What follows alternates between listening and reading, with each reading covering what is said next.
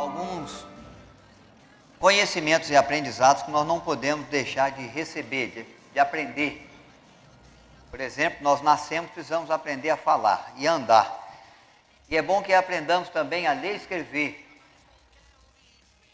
São conhecimentos, aprendizados que nos abençoam.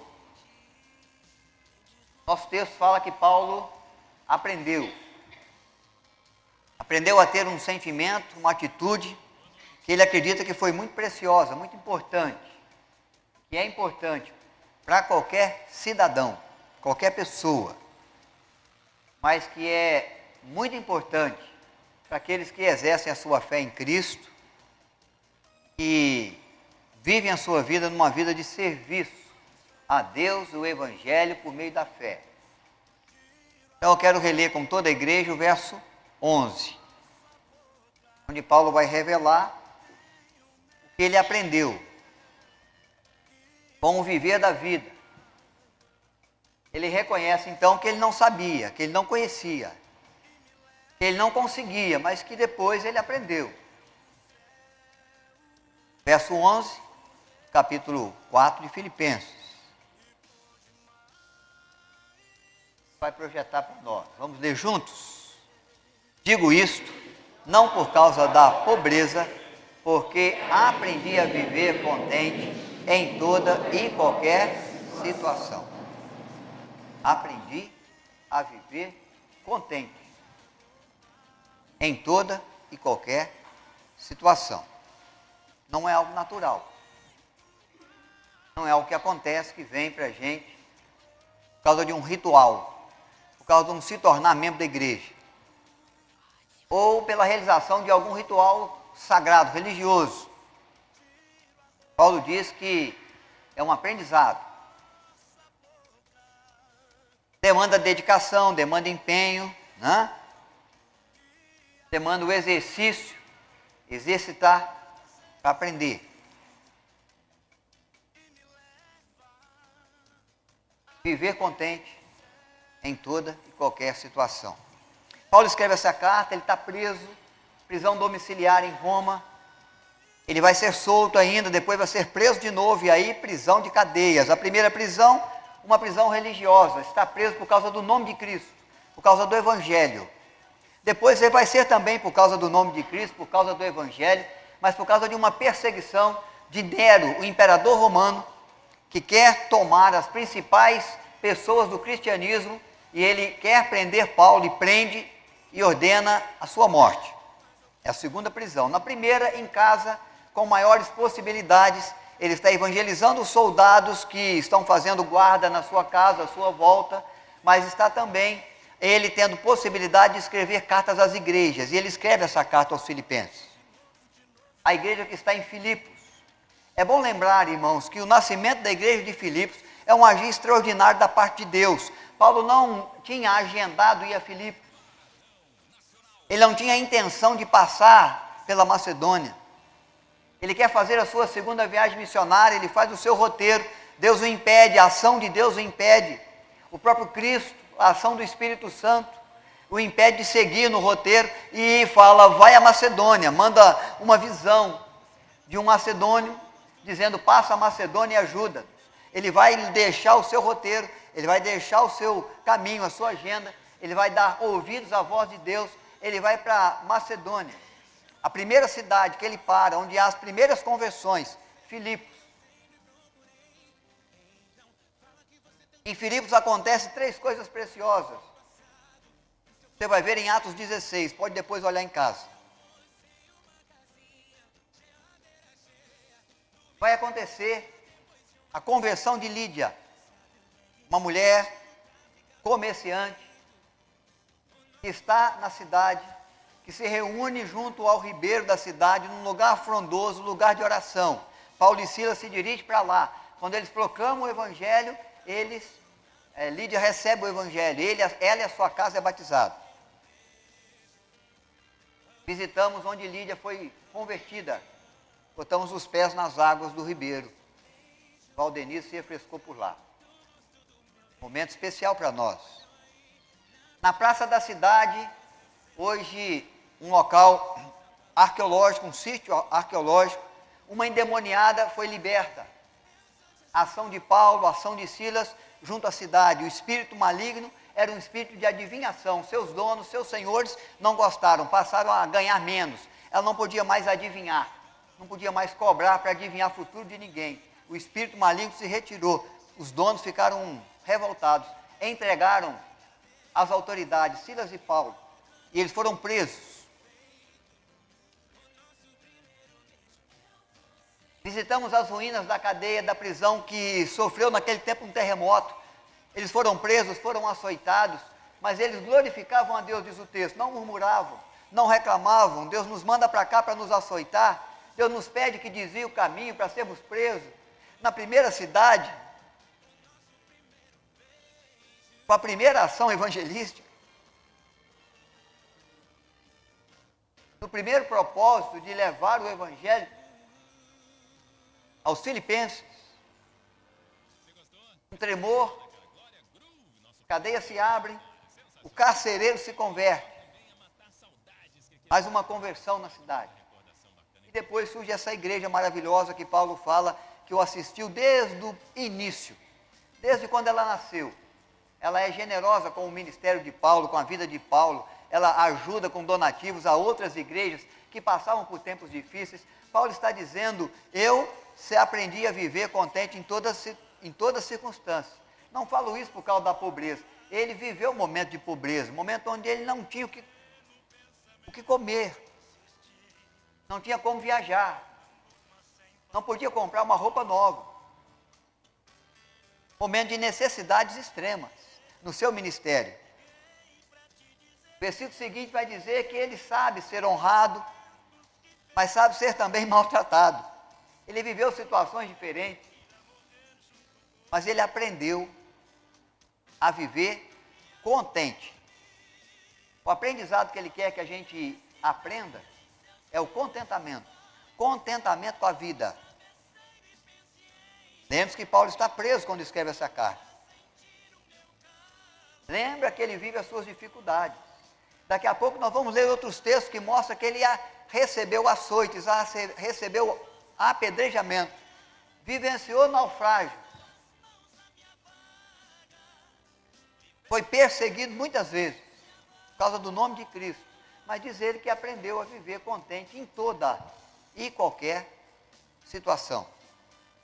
Então é dentro desse propósito que nós vamos nos lembrando de meditar, né? A necessidade de um aprendizado, aprender sobre o contentamento, viver contente em toda e em qualquer situação. Passa a ser um aprendizado obrigatório para nós. Algo que a gente tem que aprender também. Precisa aprender. As circunstâncias da vida de Paulo, então, nós já estamos vendo, não são fáceis. O tempo é tempo de cadeia. O tempo é tempo de prisão. Daqui a pouco vem uma prisão mais medonha, uma prisão de morte. Daqui a pouco é o tempo da espada de Roma na cabeça. Fim da vida de Paulo. Passou por muitas tribulações, por muitas provações, por muitas lutas, por muitas dores. Tinha um espinho na carne que a gente não sabe dizer bem o que é, mas que o incomodava muito, diz ele.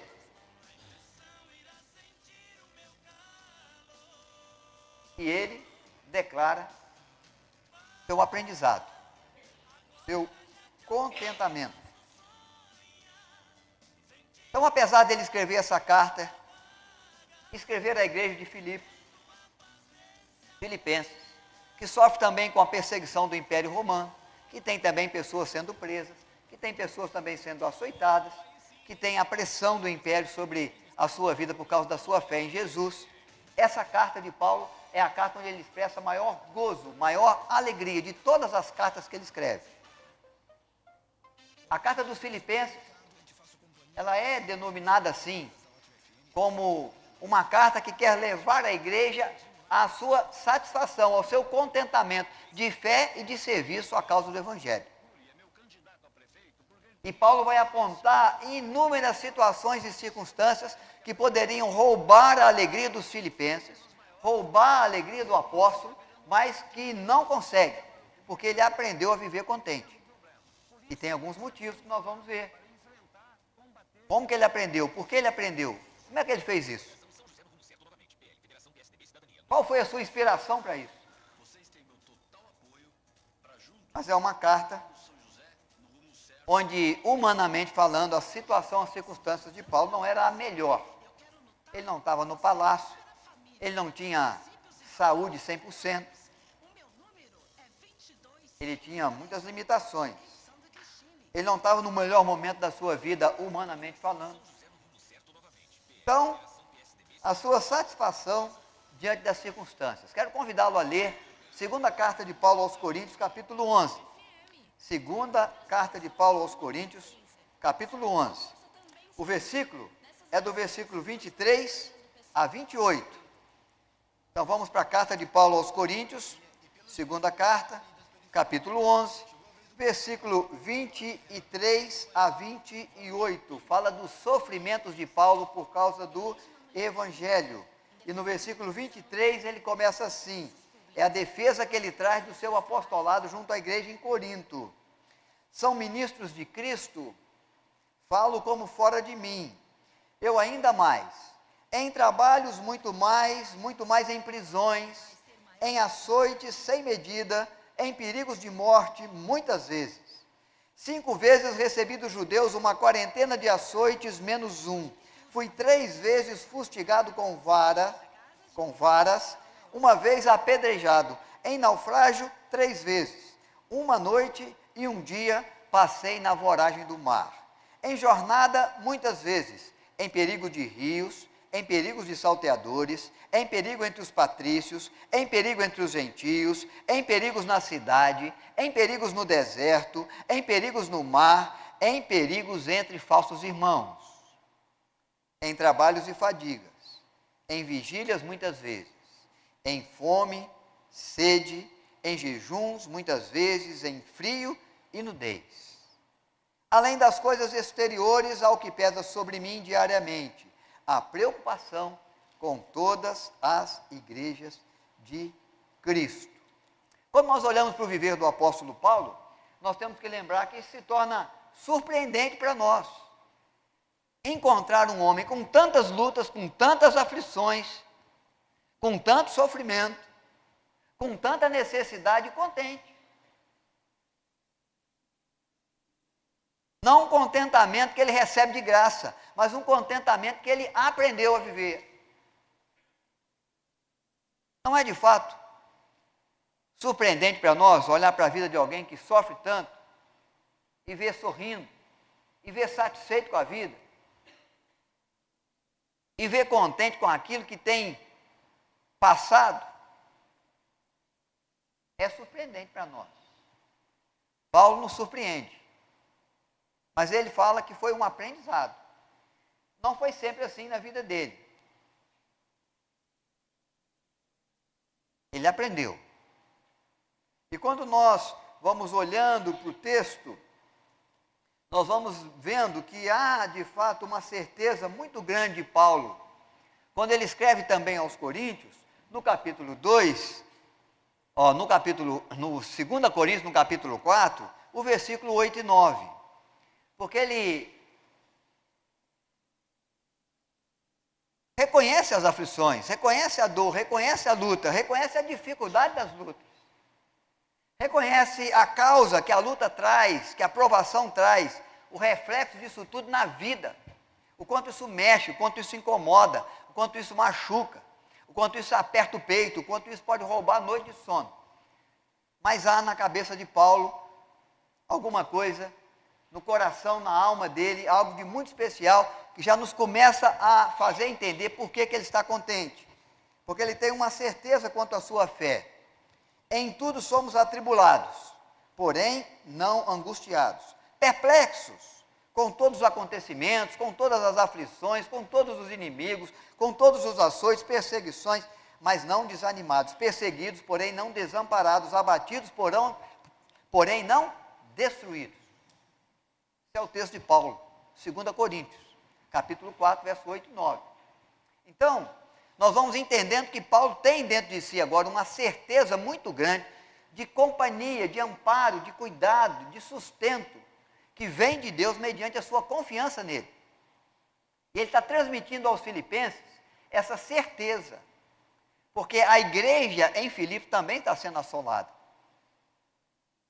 Os açoites que Paulo recebe, a igreja recebe. As prisões que Paulo recebe e recebeu na cidade, os cristãos continuavam recebendo lá.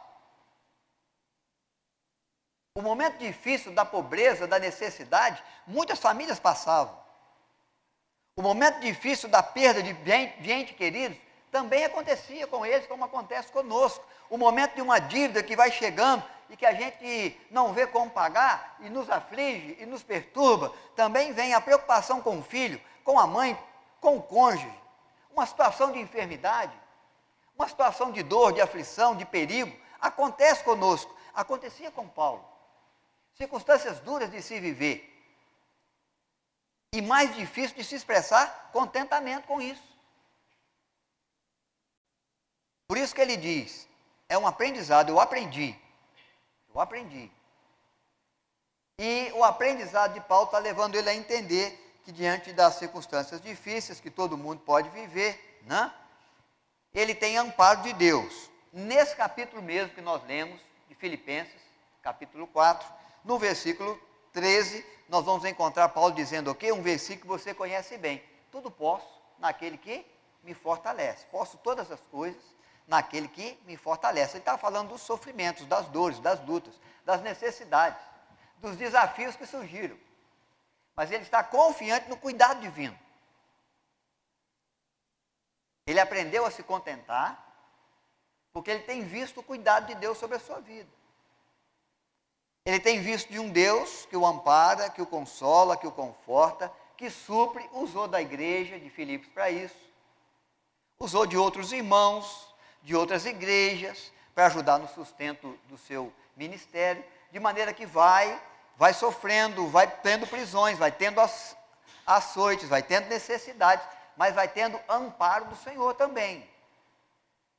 Deus levanta possibilidades, Deus levanta recursos, Deus levanta pessoas para acolhê-lo, para assisti-lo.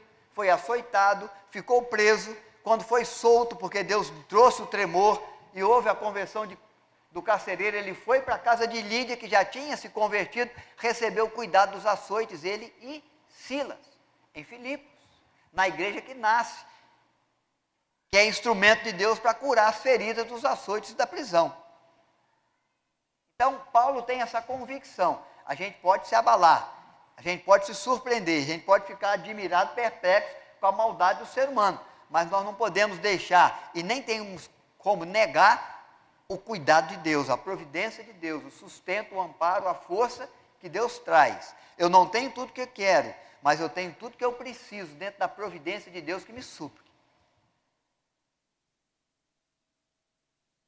E Paulo começou a valorizar bastante essas coisas, desse agir de Deus, desse cuidado de Deus, dessa resposta que Deus pode trazer,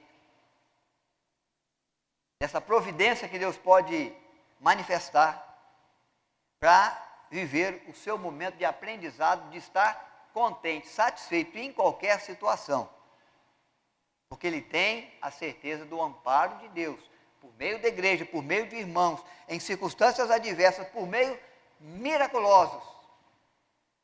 Num naufrágio duro e difícil, nas ondas bravias do mar, no mar frio, onde nenhuma vida sequer se perde, porque Deus já havia anunciado a Paulo que todos iam se salvar, e se salvaram.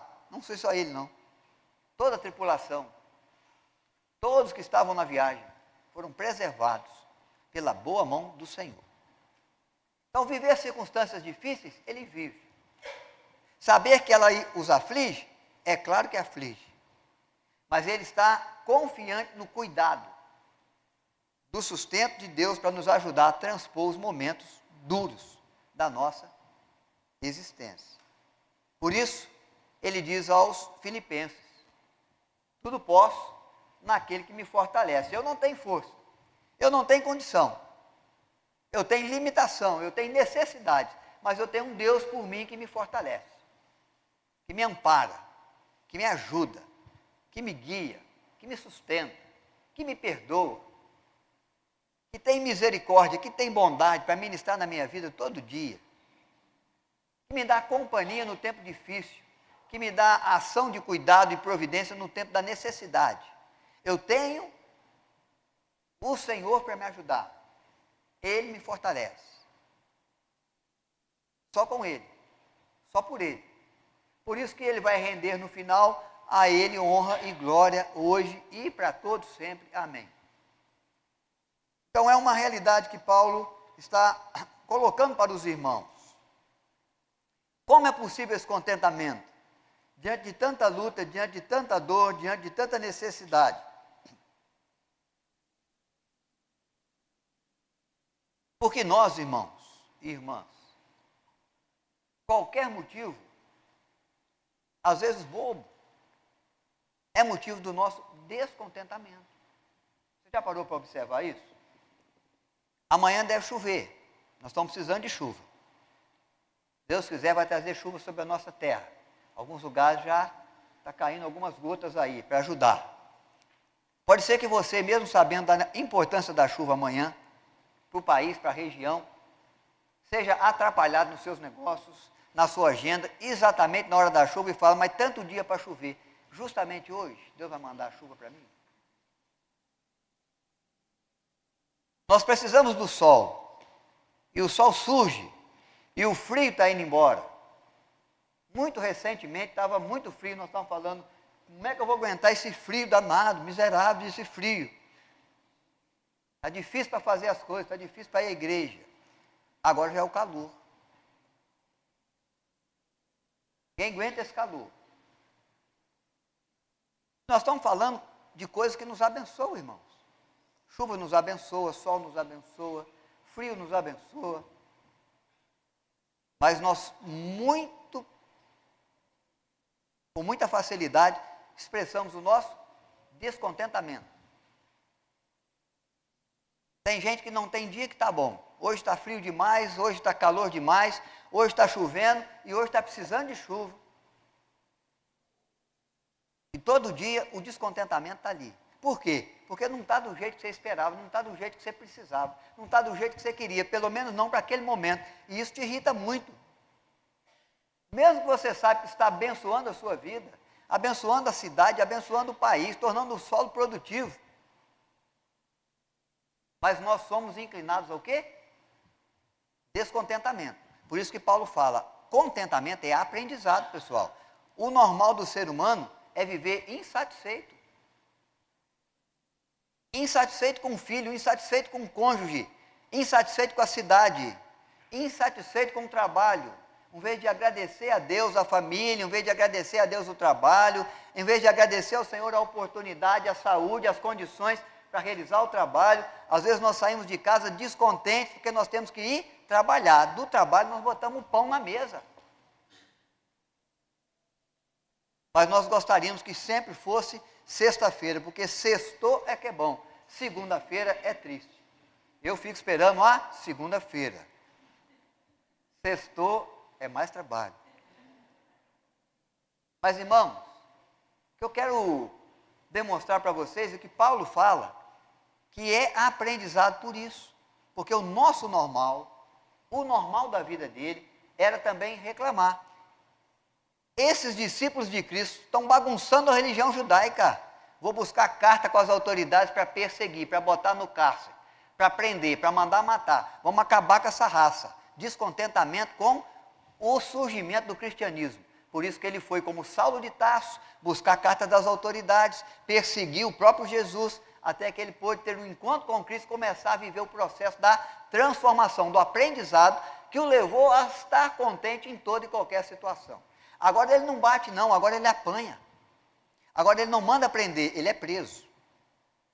Mas ele está com o coração muito mais em paz, muito mais contente. Ele está muito mais satisfeito com a vida que ele tem levado agora do que com aquela que ele tinha antes, quando ele mandava prender, mandava açoitar. Por quê? Porque ele aprendeu a aprender. Por muito pouca coisa que sai daquilo que a gente gostaria, nós expressamos descontentamento. Não falo mais com você, estou descontente. O que você falou não me agradou. Não ando mais ao seu lado. Porque tem muita coisa que você faz que eu não gosto. Não vivo mais nessa cidade. Contentamento. Às vezes por coisas pequenas. Por coisas que nos abençoam. Descontentamento com a vida é comum do ser humano. Então Paulo fala, eu aprendi. E o texto vai seguindo para nós, porque se torna surpreendente quando a gente olha a satisfação dele e a insatisfação nossa. Porque ele está na pobreza. E eu tenho uma casa para me acolher, uma roupa para vestir, uma geladeira que tem comida dentro. E ele teve tempo que tinha nudez e fome. Eu tenho algo que me aquece e ele não tinha. Sentia frio. E eu não estou tomando açoite e não estou correndo risco de prisão, pelo menos não por enquanto. E ele passava por prisões e açoites. E eu não vivi nenhum naufrágio. E eu não vivi nenhum acidente de carro na vida. Graças a Deus. Mas às vezes eu reclamo do trânsito, eu reclamo de tudo que acontece na viagem. Que está sendo boa demais, se eu for comparar as viagens do apóstolo Paulo, nos 3 naufrágios que ele já passou. Mas é a humanidade. Descontentamento da humanidade. Então, qual é a razão do contentamento? Porque ele disse que aprendeu. Aprendeu como? Aprendeu com quem? Ele diz nos textos que aprendeu com Cristo. Aí ele quebra as nossas pernas. Porque Cristo é o nosso Salvador, é o nosso Senhor. Senhor da nossa vida. Diz a Bíblia que ele é o exemplo a ser imitado. E é o que Paulo está fazendo. Por isso que ele vai dizer, não sou eu que vivo, Cristo vive em mim. Porque ele aprendeu com Cristo contentamento com a vida. O que é que Cristo viveu? Sendo Deus, tendo todo o poder, toda a autoridade sobre o céu, sobre a terra, sobre todo o tempo, se esvaziou de si mesmo, assumiu a forma de um homem miserável como nós, que sente fome, que sente sede, que sente dor. Deus não sente nada disso. Deus não precisa se submeter a nada disso. Ele não sabe o que é sentir frio, porque ele não sente frio. Ele não sabe o que é passar fome, porque ele não tem fome.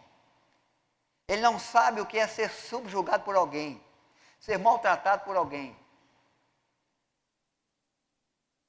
ser traído por alguém. Mas quando a gente olha para o que Cristo padeceu entre os homens, nós vemos que ele passou por todas essas coisas.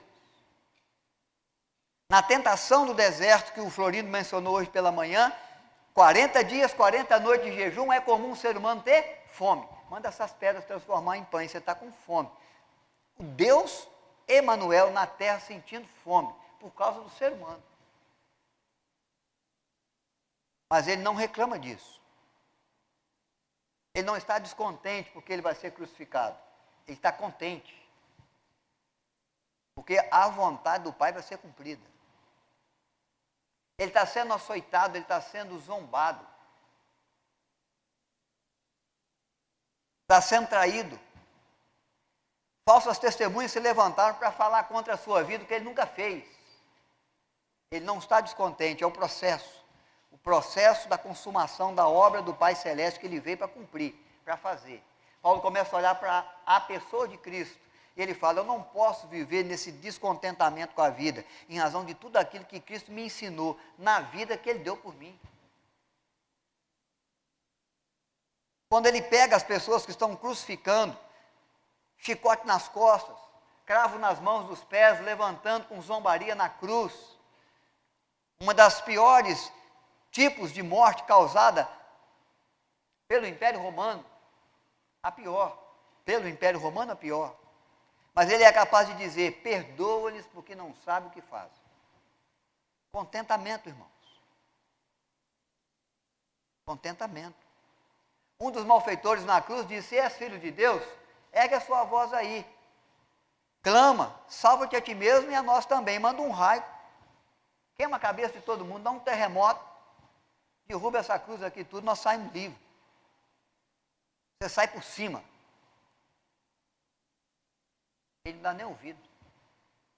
Porque ele vem para ser o Senhor do reino. O outro malfeitor diz, você nada fez, nós estamos aqui porque merecemos. lembra-te de mim quando entrares no teu reino. Ele falou, hoje mesmo estarás comigo. É graça de Deus. A morte de Cristo, o sofrimento de Cristo, ele sabe, é graça de Deus ao perdido. É bênção para a humanidade. Eu não posso reclamar, eu não vou reclamar. Estou contente, porque eu posso consumar essa obra, vertendo o meu sangue, dando a minha vida. Então Paulo menciona no texto que ele aprendeu, foi com Cristo, aprendeu com Cristo. Filipenses capítulo 4, verso 18, o verso 19, o verso 20, são os últimos 3 versículos que nós lemos. Eu vou ler de novo para lembrar você e para nós não esquecermos aonde nós vamos buscar aprendizado. Sempre é em Cristo, sempre é no agir de Deus, sempre é no exemplo maior daquele que deu vida por nós. Filipenses capítulo 4, eu já li, mas vou reler esses 3 versículos, 18, 19 e 20. Recebi e tenho tudo em abundância. Estou suprido, desde que Epafrodito passou as minhas mãos, o que me veio de sorte que, como aroma suave, como sacrifício aceitável a Deus. E o meu Deus, segundo a sua riqueza em glória, há de suprir em Cristo cada uma das vossas necessidades. Ora, a nosso Deus e Pai seja a glória pelos séculos dos séculos. Tudo de Paulo se volta para a pessoa de Cristo, que padeceu tantas dores, que viveu tantas situações duras, difíceis, que não precisava ser humano, mas foi humano, se tornou humano, padeceu as dores, os sentimentos, as necessidades humanas, para cumprir o propósito de Deus, e o fez com alegria, e o fez com contentamento, apesar de sofrer tantas dores, de passar por tantas aflições.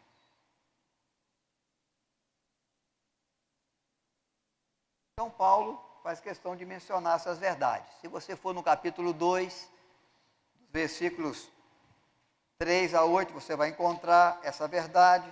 Se você for no capítulo 2, no versículo 10 a 11, você vai ver que Cristo, para cumprir a sua missão, ele é humilhado, mas depois da missão cumprida, ele é exaltado. Está sentado à destra de Deus. De onde há de vir julgar vivos e mortos? Tem um nome sobre todo nome. Mas primeiro passou pela humilhação, para que no tempo oportuno fosse exaltado. Assumiu a forma humana, natureza humana, para agora estar à direita de Deus Pai Todo-Poderoso, em glória, em glória. Então Paulo está olhando, por exemplo, de Cristo, que passou por tantas coisas, e aí ele revela a sua fonte de confiança, que eu já li, tudo posso naquele que me fortalece. Então, Paulo está ensinando para mim e para você que o normal da vida é insatisfação, com tudo, com todos, com coisa importante, com coisa insignificante.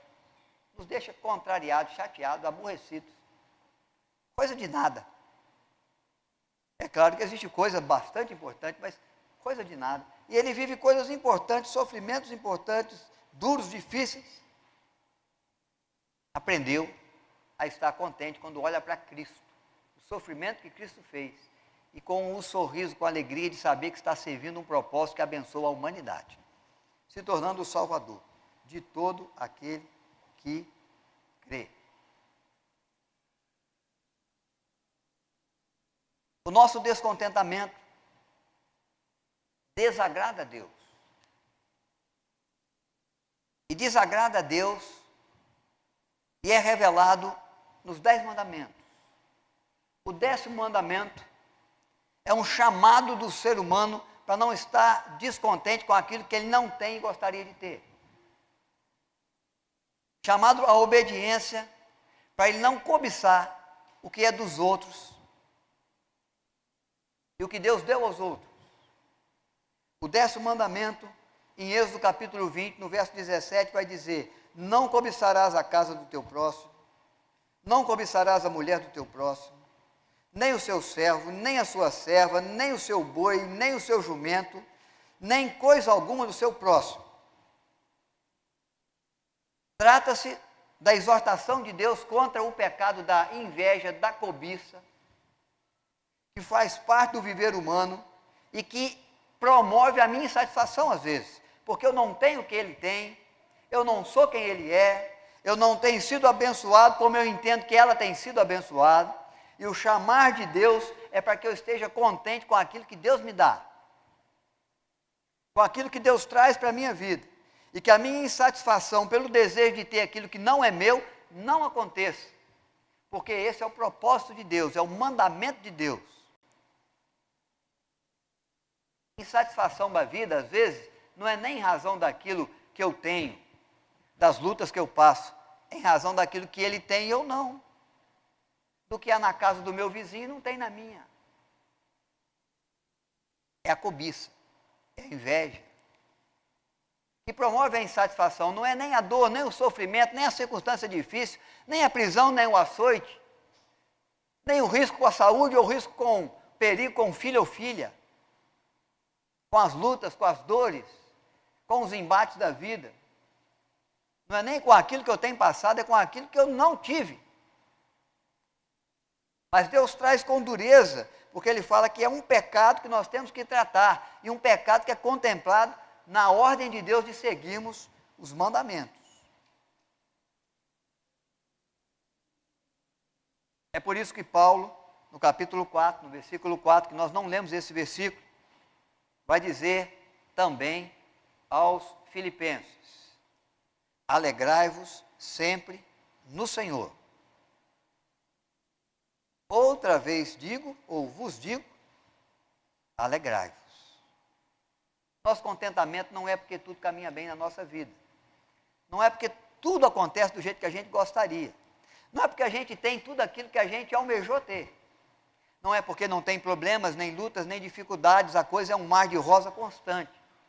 Nosso contentamento é por saber que o Senhor é nosso Deus, que o Senhor é o Senhor da nossa vida, que o Senhor é o Deus que nos perdoa, que nos acolhe, que nos abraça, que tem misericórdia e graça para oferecer para nós, que nos protege, que nos guia, que nos fortalece para a luta também, que nos ampara e nos consola no tempo da perda, que nos fortalece para vivermos a vida com satisfação. Mas é, irmãos, um aprendizado. Se eu não me esforçar, se eu não me colocar nesse caminho, se eu não me empenhar em atitudes que demonstrem a minha satisfação, eu vou expressar sempre a minha insatisfação. Vou entristecer o coração de Deus, vou desobedecer o mandamento, vou cometer o que Deus chama em a Bíblia de pecado, vou falhar nas minhas atitudes, nos meus sentimentos. Então é melhor eu aprender com Paulo, é melhor eu aprender com Cristo. É melhor eu viver contente em toda e qualquer situação. Preciso aprender. Porque é esse viver que glorifica o nome de Deus. É esse viver que fez Paulo poder seguir com o Evangelho apesar das lutas. É esse viver que fez a igreja ter a simpatia dos de fora, porque a igreja era açoitada, a igreja era maltratada, mas ela não maltratava ninguém. Ela cuidava das pessoas. Ela não tinha tudo o que queria, e os irmãos também lá não tinham prisões, tinham açoites, alguns morte. Mas eles viviam com a sua alegria no serviço à causa de Cristo, servindo ao Senhor com alegria. Nós não vemos Paulo descontente. Nós vemos Paulo contente com toda e qualquer situação, porque ele aprendeu, quando contemplou a vida de Cristo, quando contemplou a Escritura, o caminho, a direção que Deus dá. Esse é o caminho que nos leva a viver a vida da melhor maneira. Que nos faz do viver da nossa vida o ser bem-aventurado, o ser feliz. Porque a felicidade e o contentamento da vida não pode depender das circunstâncias, daquilo que eu tenho, daquilo que eu conquisto, da forma como eu sou tratado.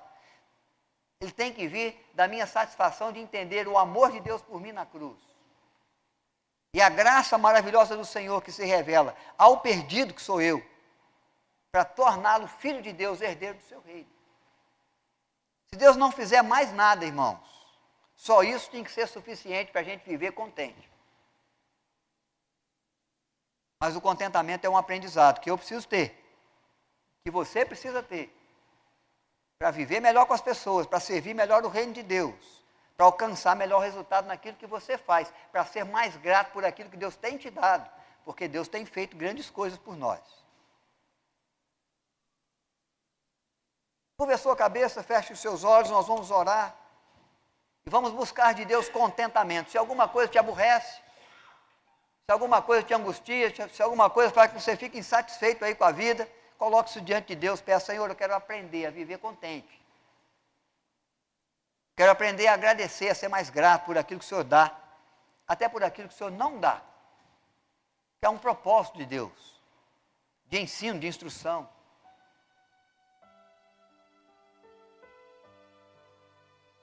Mas esse é um aprendizado importante para a vida, necessário para a vida. Para que o nosso viver seja o viver de Cristo, e quem sabe amanhã eu possa dizer: não sou eu quem vivo, Cristo vive em mim. Por que essa alegria? Por que essa paz? Passando por tanto problema, enfrentando tanta luta. Porque eu não vivo, Cristo vive em mim. Viver para mim é Cristo. E se eu morrer por causa do Evangelho, do nome de Jesus, ou se Deus me chamar agora por algum outro motivo, é lucro. Contentamento com a vida. Um aprendizado para todo ser humano. Mas muito mais para todo aquele que crê no Senhor.